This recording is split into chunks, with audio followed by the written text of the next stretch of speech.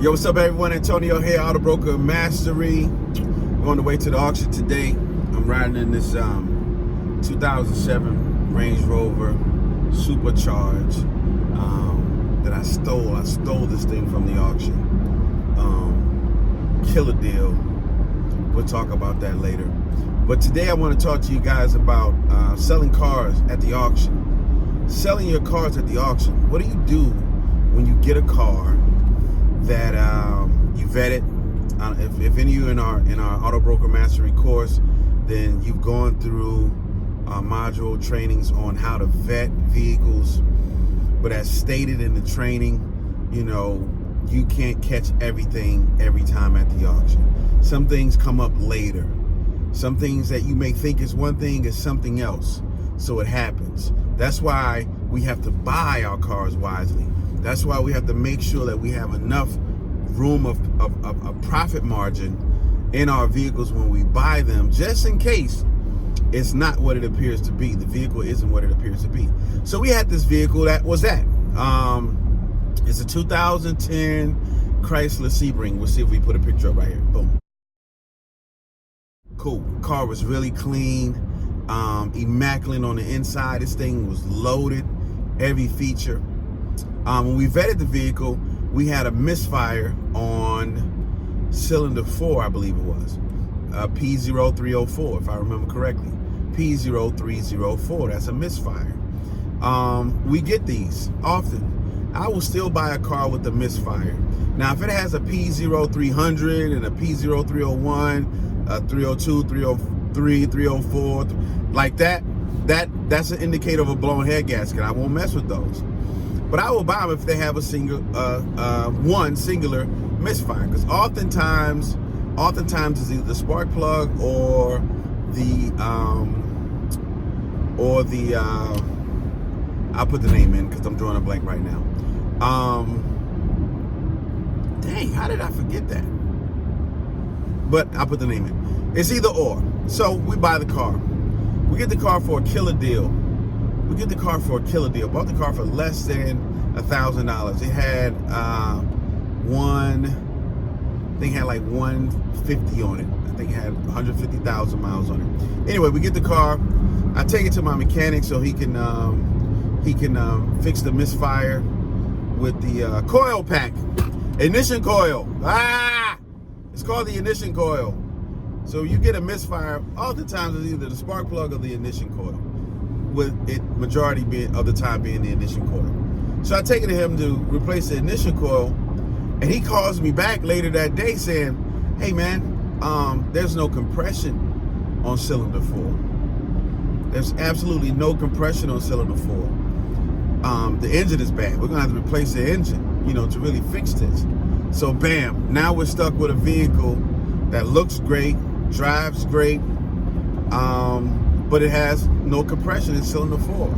So now what do we do with this car? We can do a couple of things with the car. We can. I'm in Atlanta. In Atlanta, in the metro Atlanta area, you have to have emissions. This vehicle didn't have emissions on it already. So I couldn't sell it to the general public in the metropolitan area. I could sell it to someone that's out of state, or I could sell it to someone that's in a non-emission county that surrounds Atlanta. But as we also teach in our course, we want to be ethical. We want to be ethical in business. I can't knowingly sell a vehicle to a customer unsuspectingly. I can't sell it to an unsuspecting customer knowing that this is more than a misfire, right? So what do we do? What do we have left to do? Run it back through the auction. We run it back through the auction, and we try to recover our money. And if we don't recover our money, we want to reduce our loss as much as possible. So that's what we did with this 2010 Chrysler Sebring. We ran it through the auction. It actually ran a few weeks ago, and we came this close to breaking even. By the time we paid for the fees, we're about $100 short of breaking even. But guess what? That's a lot better than losing $1,000 or $2,000 on a vehicle that we did not vet properly, or more importantly, a vehicle that we did not purchase properly, because we make our money when we buy our cars. So anyway, let me tell you how you can run a car through the auction to increase your chances of getting more of a return, making your money back. Sometimes you can make a profit. We'll talk about that. But at least recovering what you have in the car. Now, first thing you want to do is make sure the car is presentable. A lot of people, they get a car that's bad and they run through the auction. They don't do anything to it because they're mad. They're upset. They never got the car detailed. They never got the car reconditioned. When you're running things through the auction, first and foremost, as a dealer, as a seasoned dealer, we know that we want to check. The first thing we check is to see who's selling this car. And if it's, Tom, Dick, and Hank Motors, LLC, we're already turned off by that car, right? We're already turned off by that car. What can bring us back? What can pull us into the vehicle after we find out that Tom, Dick, and Hank is selling it? It's going to be the overall appearance of the vehicle. How does it look? Is it clean? So therefore, you want to clean your car. We still ran that vehicle through a detail. We had it completely detailed. The leather was conditioned because we wanted to look pristine. We wanted it to look pristine. All right, so we cleaned it up. So first and foremost, you want to clean up your vehicle. Okay? You also want to make sure that when you go to these auctions, here's a trick. You have to have relationships. You have to build relationships with the people that work in the front offices at these auctions. Because if you build relationships, buy them lunch, right? Greet them. Ask them how their day is doing. Build rapport. Because when it's time for you to come and run a car, you want to get an ideal number. You want to get a great run number. You don't want your vehicle to be, 301 of 308 cars that they're running. You want your car to be ideal, as close to the front as possible. So number two is make sure that you're building a relationship with the people that work at these auction houses, ladies and gentlemen. Because you never know when you're going to need them to help you with a favor to slide your vehicle in. Listen, sometimes you may even have to slide them 20 bucks or so. Slide them 20, 25 bucks. Say, hey, here's something for you. Get you something nice. Get you a nice, lunch on me. What can you do for me with my run number? I need a really good run number. Oh, okay, cool. I got you. That 25 bucks will go a long way. The 25 bucks will go a long way. So make sure the car looks good. Make sure your relationships are good, right? And make sure you're running your vehicle at an auction that's known to sell vehicles. When we want to sell a vehicle, we take our cars to the auction houses where their prices go super high, right? We take our cars to the auction houses where the prices go super high. Because if they go super high traditionally, that increases the possibility of us bringing more money in for our vehicle. Because we want to maximize our money. Now here's the downside to selling the car at an auction, right? Because you're selling a bad car, really, right? You're selling a bad car, but you're selling a car to other people that are going to do their due diligence as well. And it's the ugly side of the business, but that's just how the business goes. That's just how the business goes. I'd rather sell my car to someone who is more savvy with cars, who understands the risk that comes along with buying these vehicles, than selling it to an unsuspected person that's going to pay me their last $3,000 for that car. Their last $3,000 for that car. I will feel really bad knowing that they drove off of our lot with a bad car, a car that's not going to last them. So you have to be comfortable with knowing that, hey, I'm going to run this through the auction. That's just the way that it goes. I'm sorry. That's the way that the business goes. All right, so again, you got a clean car, you have a great relationship, you want to get a great run number, and you want to send it to an auction house, a place where you feel that you're going to get the maximum return, because we're trying to reduce our risk. If we can break even, that's tremendous. Now, your car runs through, someone makes a bid on your car. Oh, I forgot. You want to make sure you set a reasonable floor. A reasonable floor. If you don't know what a floor is, you definitely need to join our course. You definitely need to join our Auto Broker Mastery course, right? If you don't know what a floor is. Because what you don't know will hurt you in this business. But you want to set a reasonable floor. For this vehicle, we set our floor at, I think it was like $1,300. We set our floor at $1,300. This means this is the minimum that you're willing to take, right? Or this is the absolute sell it price. So if someone bids $1,300 on this vehicle, automatically it's going to be sold as good. Now, if they bid less than $1,300 and within a certain window, most auction houses is $500, right? So if you say, hey, my floor is $1,300, but they get a bid that's $900, they're gonna sell that car on an if. So basically that means, hey, you can get this car for $900 if the seller agrees. But the seller can come back and counter you. And if the seller counters you, you can either accept that counter or you can walk away from the vehicle. That's game for you guys. So we set our floor. It came in within our $500 window. It put us in a position where we were only going to lose $100 on the vehicle. So we accepted the offer. Now, if our floor would have been ridiculously high, let's say we set our floor to $2,000 or something crazy like that, and they came and offered us $900, automatically it will be a no sale. And now we have a no sale vehicle, right? That we have to run through the auction again. We have to pay a no sale fee because every time you run a vehicle through the auction, if it doesn't sell, the auction charges you $25, $30, $50, whatever it may be, because that car didn't run, but they still ran it through. I mean, the car didn't sell.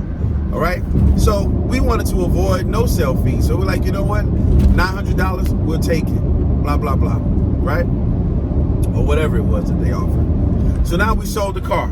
The next thing we have to do is where we are right now. You cannot get your check. You cannot get the check for your car until you deliver the title, right? Until you deliver the title. So what we're doing now, we're headed to the auction. We have our title in hand. We're going to sign the title over to the dealership that bought the vehicle, and they're going to cut us a check. And we're going to take that check, and we're going to go and do it again. We're going to go buy another car, and we live to bid another day. We live to buy another day. We live to sell another day. Now, you don't want this to be the norm for your business. You don't want to have to run cars through the auction every week. In the past 12 months, we've only ran 2 cars through the auction. Out of all the cars that we've bought and sold, we've only ran 2 through the auction. And ironically, those 2 they ran the same week, right? They ran the same week. So out of 12 months, it was the 12th month that we had to run 2 cars through the auction, right? So you don't want that to be the norm for you. How do you avoid that? Again, you have to make sure that you're vetting your vehicles properly. You want to make sure that you're doing all of your due diligence with the vehicle. But then on top of that, you want to make sure you're buying your vehicles properly. So if something does go wrong, you have plenty of room to negotiate and maneuver and to get out of that vehicle without costing you your shirt. There are some people that can buy 2, 3 bad vehicles and they're out of business because of the money that they lost. They dropped $3, $4 grand into a car that was bad that they could only sell for $1,000. And you do that a couple of times, and before you know it, you've lost $10,000, even $5,000. Most businesses, most auto brokers, if they were to lose $5,000, they will be out of business. $3,000, they will be out of business. So you have to vet smart, you have to buy smart so that you can sell smart. Remember, you make your money when you buy your cars, not when you sell your cars. Antonio Starr, this is the Auto Broker Mastery. Listen, we are a new YouTube channel. We're going to keep bringing you guys all this great content, all this information. Of course, we have our Auto Broker Mastery course. We're going to link to the course below. We have a free 5-day training that's going to give you even more in-depth information based on what I gave you today. We're going to give you all of that for free. In return, all we ask is that you like our page and you subscribe to our page. Drop a comment below. How much money have you lost selling a vehicle? Or how much money have you made selling a vehicle? Matter of fact, how many vehicles have you had to run back through the auction in the past 12 days? Let's talk about it. Like, comment, subscribe, and share our page, ladies and gentlemen. We're going to do our best to bring you the absolute greatest content. All right? Antonio Starr, Auto Broker Mastery. We'll see you guys next time. Peace. All right, so check this out. I got the check, right? But I was just telling you guys about building a rapport, being nice to the people that work in the front office. That theory, I just proved that theory. It's auction day. So she was like, well, we don't cut checks on auction day. but I'll go give it to the lady that cuts the checks and you could get it in the morning. Well, just so happens the lady that cuts the checks saw that it was me, and she was like, you know what, you opened the door for me just now. That was so nice of you. I'll cut the check for you. And she cut the check in like 30 seconds. She cut the check in like 30 seconds. And it's because I just showed a nice gesture, being a gentleman, really. And I got my check today as opposed to waiting and having to come back and get the check tomorrow. Be nice to people, fam. Be nice to people, the customers. Be nice to your vendors. Be nice to your partners. Do great business, and you will be okay. Yo, did you like that? Did you like that content? Was it valuable? If it was valuable for you, I need you to do 3 things. 1, I need you to like the video right now. I need you to subscribe to this page right now. And I need you to hit that notification bell so you can be alerted every time we drop new content at Auto Broker Mastery. Also, I need you to hit the link in the description. It's going to take you to our Auto Broker Mastery website, where we're going to give you a 5-day, no obligation, free training, real training that's going to show you how to launch your auto broker business.